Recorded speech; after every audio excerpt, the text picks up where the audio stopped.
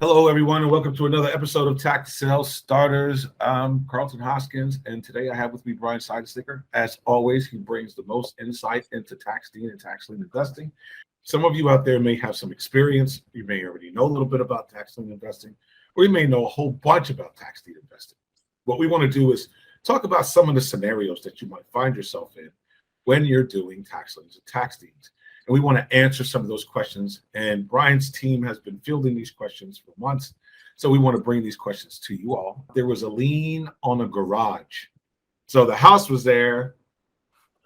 The garage sat, here's a driveway, and the garage sat on the other side, and there's a lien on the garage.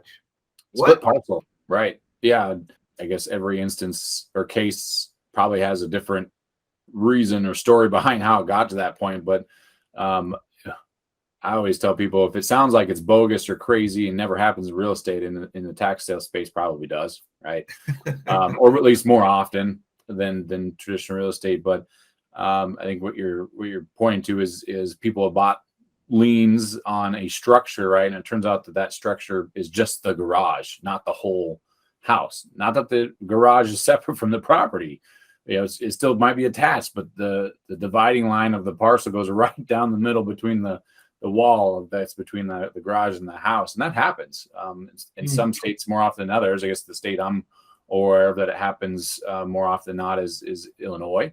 And really what I guess the county is not going to tell you those instances. You got to figure that stuff out for yourself. And there's things you can do to research that, whether it's look it up through county GIS. We have that GIS built into our research platform, so you don't have to do a second look. And it'll tell you the boundary of that property. If it looks like the boundary goes right through the center of a house, probably best to look into that. Might be the case. It's not just that the boundary is off. Could be that the boundary is off, but it could also be that literally the parcel goes right down the center of the house. What happens in that case, right? It's you bought the lien, you can own the lien, you can enforce the lien if nobody redeems it. Then what? You own the garage. Well, how, then you're dealing with the owner of the rest of the structure. Not to say that it's always a worthless scenario, but it's certainly harder to get your capital back and make something out of that without a whole lot of headache involved.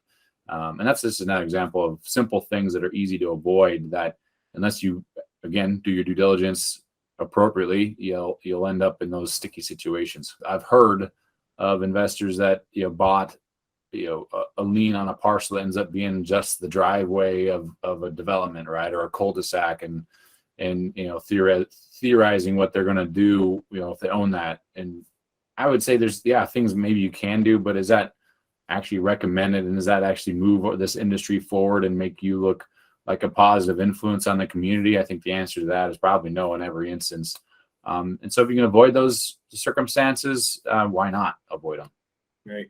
Don't forget to hit the subscribe button, hit the alert bell so you can keep up with the latest posts and updates from Tax Sale Resources here at Tax Sale Starters.